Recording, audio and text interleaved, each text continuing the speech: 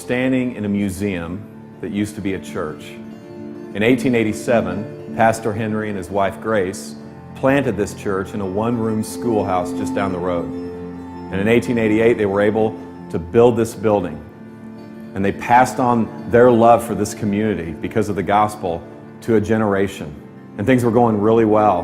But 2 generations after this church was planted, it died. And you can see the pictures behind me of the faithful members of this congregation.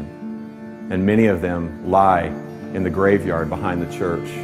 This church had a man crisis. It was men who made this church come alive, and it was probably men who caused this church to die. In churches, when men stop investing in younger men stop caring. That's probably what happened to this church, and that's definitely what's happening in our churches. Older gentlemen do not know how to finish well. They don't know how to invest. And so middle-aged men don't know how to stay married. They don't know how to stay connected to the hearts of their children. And so younger men don't even want to be men. And so younger men are prolonging their adolescence. And they're doing this residentially. Guys in their 20s and early 30s, a third of them live with their parents. That's a 100% increase in the last 20 years. They're doing it professionally.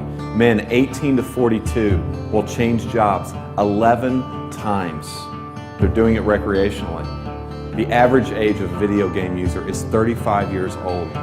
And so when these men finally stop fondling the controller, they fondle themselves. Every second of every day, $3,000 is spent on pornography. Every second.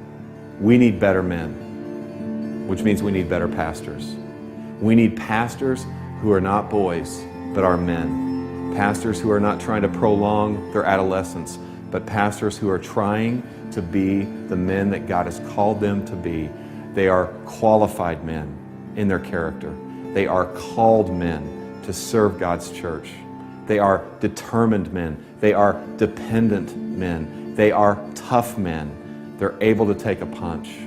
They're able to handle circumstances.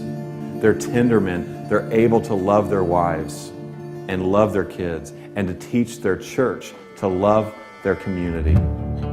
Tragically, the last time the gospel was preached from this pulpit to this church was 1957. 3,000 to 4,000 churches this year will close just like this church. Why?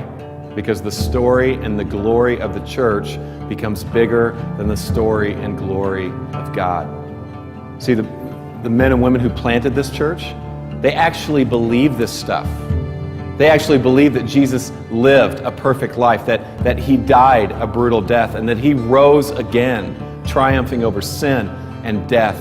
They believed it. And because they believed it happened, they believed it had implications on their life, that their sin could be forgiven, that they could have a new identity, and that they could be sent on mission with this God who is on mission. But the reality is most Christians are not on mission.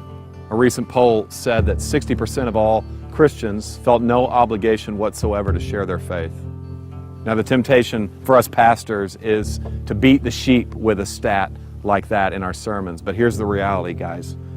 They're simply imitating and following our example. We need a glimpse of the God who is on mission. My friend Dave was meeting with a consultant who asked him this question.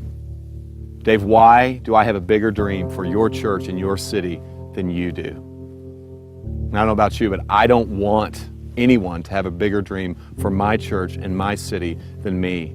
And I don't want to build a museum. I want to be a part of a movement.